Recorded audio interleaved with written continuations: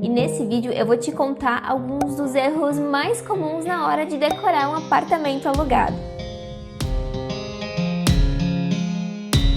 Oi gente, tudo bem? Eu sou a Pamela e por aqui a gente fala sobre o universo da decoração, com dicas e inspirações para você. Uma das formas mais econômicas de transformar um ambiente é através da pintura, então usar a tinta para delimitar espaço, seja uma pintura com a parede inteira ou só meia altura, isso é uma coisa muito legal que dá para fazer e assim, transforma na hora.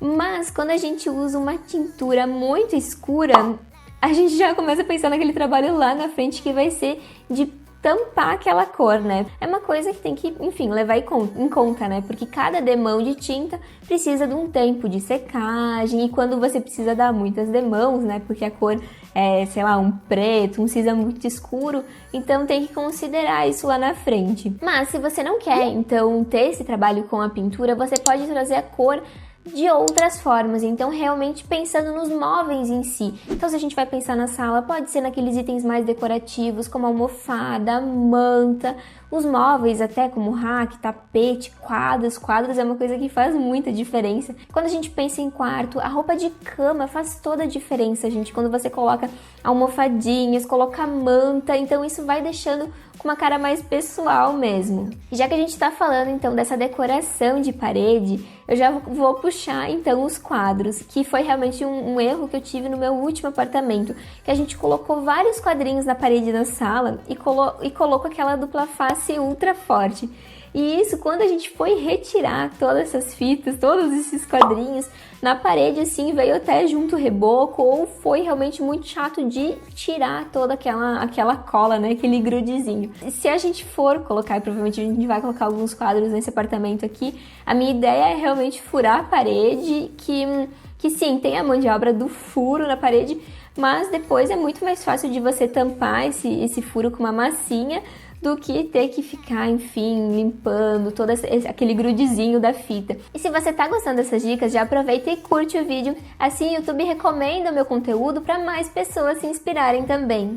E outra coisa, se essa cozinha tiver, por exemplo, azulejo, porcelanato na parede, uma ideia bacana é que ao invés de você furar no meio, bem aonde tem esse azulejo, seria você furar na parte onde tem o rejunte. Isso fica mais fácil de você tampar na hora que você for sair desse apartamento, esteticamente funciona melhor, né? Próximo que for usar enfim, for locar o apartamento ou a casa, porque senão vai ficar aquele azulejo, aquele porcelanato todo metralhado de furinhos e, enfim, massinhas e tal. Então não fica muito legal. Ah, Pamela, mas quer dizer então que eu não vou poder fazer nada, não vou poder pintar, não vou poder furar? Claro que você pode. A questão maior que eu tô querendo falar aqui pra vocês é que vocês vão ter que considerar esse tempo, essa mão de obra, naquele período de entrega do apartamento. Então se vocês conseguirem se organizar bem antes, então reorganizarem o espaço e tal, então isso facilita lá na frente, que foi um problema realmente de prazos que a gente teve, né, no nosso último apartamento, que eu não gostaria que você aí tivesse. E já aproveitando, se você quiser ver mais dicas sobre como decorar apartamento alugado, eu tô trazendo um post lá no meu Instagram explicando isso. Então, se você ainda não me acompanha por lá, é @PamelaMinella. Eu vou adorar te encontrar por lá também. Agora falando um pouquinho dos móveis, uma coisa muito comum que a gente vê em apartamento alugado e que eu até recebo muito nas consultorias, que são móveis que a pessoa ficou, então, provisórios ou móveis que ela ganhou de um parente e tal, aquela coisa que não é muito que ela gosta, da personalidade dela, mas que tá ficando ali porque é mais cômodo, é mais fácil e vai ficando, vai ficando, vai ficando. O apartamento alugado não é porque ele não é seu, que você não comprou, que você não pode deixar com a sua cara. Inclusive, eu acredito que seja o contrário, porque você tá pagando para estar naquele espaço, então você pode deixar com a sua personalidade até para você se sentir em casa mesmo. E um item que é campeão desses reaproveitamentos, né, é a cortina. A cortina eu entendo que é uma coisa complicada de você conseguir encaixar em várias plantas de apartamento. Então se a gente pensar, eu morei primeiro numa sala muito pequenininha, aí eu comprei uma cortina menor. Aí eu fui para uma próxima, que a sala era maior e aquela cortina ficava perdida no espaço. E realmente é um cuidado que tem que ter, né? O que eu não recomendo, assim, de forma alguma, é você escolher aquela cortina baixinha, sabe? Então que ela é pequenininha e fica meio perdida, não fica nem toda a parede, não encosta nem o chão. fica, sabe, isso acaba quebrando a fluidez do ambiente, esteticamente assim, visualmente não fica tão legal quanto uma cortina que você coloque, enfim, do piso até o teto, em toda a parede, mas eu entendo que isso realmente tem um custo maior e que você precisa se organizar. Geralmente aquelas cortinas estilo de varão, assim, são mais acessíveis, ficam bonitas no espaço. Só realmente considere essa questão do tamanho dessa cortina, tente pegar o maior que você puder colocar naquele espaço, e aí se você se mudar para um apartamento que seja menor do que o que você está atualmente, você adapta, então tem a possibilidade talvez de reduzir um pouco o tamanho daquela cortina, enfim, na largura. Agora a gente vai um pouquinho lá pro quarto, então um erro muito comum é na hora da escolha do guarda-roupa. É um item que a galera geralmente se atenta com a parte estética, a parte externa, mas não fica de olho em alguns detalhes que podem fazer a diferença no uso mesmo. Por exemplo, então, o tamanho, né? Qual que é a altura e a largura desse armário? Claro que a largura vai variar conforme a parede que você vai ter disponível para esse móvel ali no quarto.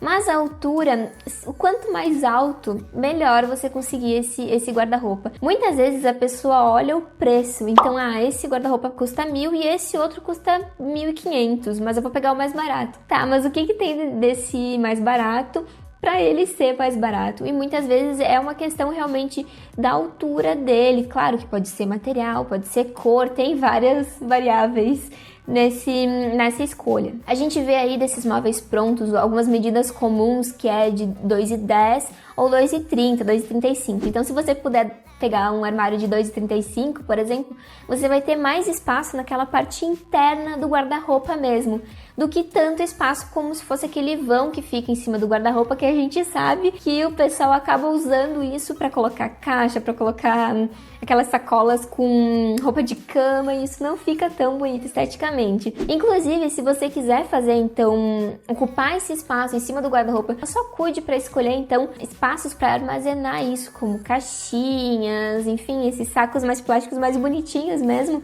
para que não estrague o visual do seu quarto, porque vai ser uma coisa que você vai enxergar toda noite, né, ou todo dia, enfim, você vai ver sempre aquele item ali em cima do armário. Inclusive, eu quero saber de você aí, se você já cometeu algum erro na hora de decorar a sua casa ou apartamento alugado. Comenta aqui embaixo que eu vou adorar saber, e também já ajuda outras pessoas que estão lendo os comentários.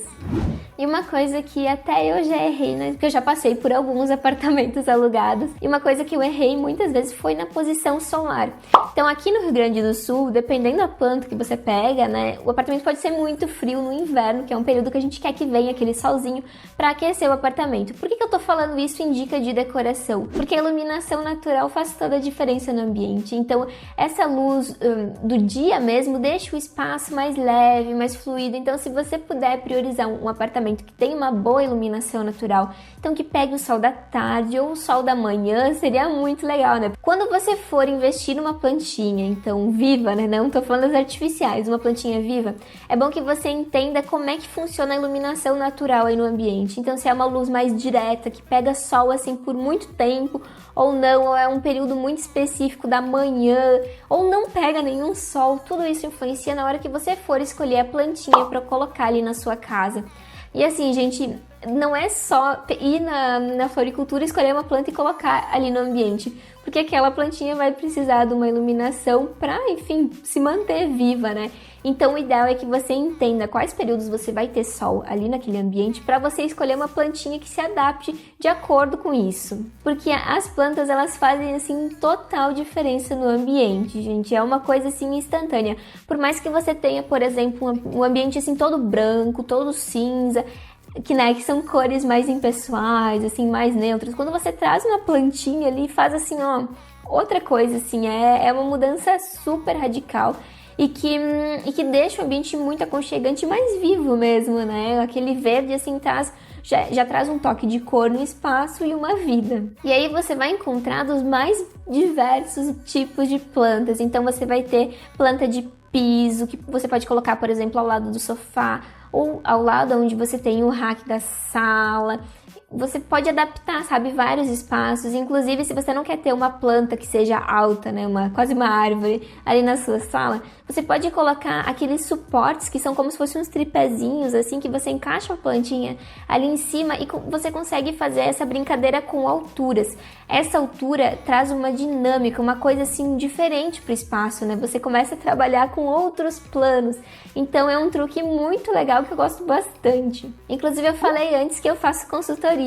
Então se você tiver interesse, aqui embaixo na descrição tem um link que explica bem certinho como eu trabalho. E uma coisa interessante de você pensar, e aí independente se você está morando de aluguel ou é casa própria, é você se organizar, planejar aquele espaço como um todo. Então você pensar no espaço por completo e não investir só em móveis isolados. Então você vai um dia numa loja e compra só o rack, aí outro dia qualquer você viu um sofá que achou bonito e comprou, mas você não começou a pensar se ele vai combinar naquele espaço. E aí você começa a ver que aquilo fica sem pé nem cabeça. Então você vai ter almofada vermelha, mesinha de centro azul, quadro amarelo, sabe? Vira um carnaval. Tá, tudo bem, Pamela, tem decorações que ficam bem legais, que são coloridas e que realmente a intenção é que seja uma coisa mais eclética e tal. E tudo bem, é um caminho a se seguir na decoração. Mas o que eu acho legal, assim, que eu recomendo é que vocês sigam, por exemplo, uma paleta de cores e um estilo da decoração que vocês gostem e tentem replicar aquilo no ambiente. E uma forma super fácil de você fazer isso é, por exemplo, indo no Pinterest, seleciona mais ou menos o ambiente que você está procurando. Ah, é uma sala de estar, então você começa a ver várias referências, aí no final você filtra, eu vou ficar de referência a essas 4 porque eu gostei do estilo das cores. Aí você já começa a se inspirar para usar na sua casa aquelas cores, sabe? Eu acho que assim, até eu uso muito na minha consultoria, você ter essa coisa de uma inspiração, sabe? Você tem um ponto de partida, você não começa a criar um ambiente do nada. Claro que você pode criar pensando em específico no que você gosta. Por exemplo, eu adoro azul, então eu sei que eu posso usar azul na minha casa que eu vou gostar do resultado final. Mas se você tem assim zero noção, você pode realmente olhar algumas imagens para te inspirar. Isso funciona assim muito bem como um guia, é um norte na hora da decoração. E aí sim você começa a procurar móveis e decorações em lojas que tenham aquelas características que você viu naquelas imagens de referência. E o vídeo de hoje foi esse. Se você gostou, compartilha com seus amigos no Facebook ou WhatsApp. Comenta aqui embaixo se você já cometeu algum desses erros ou outro na hora de decorar a sua casa alugada. Eu vou adorar saber. A ideia desse vídeo foi realmente trazer algumas das minhas experiências e outras também para ajudar vocês nesse momento de decorar o cantinho de vocês. Um beijo e tchau!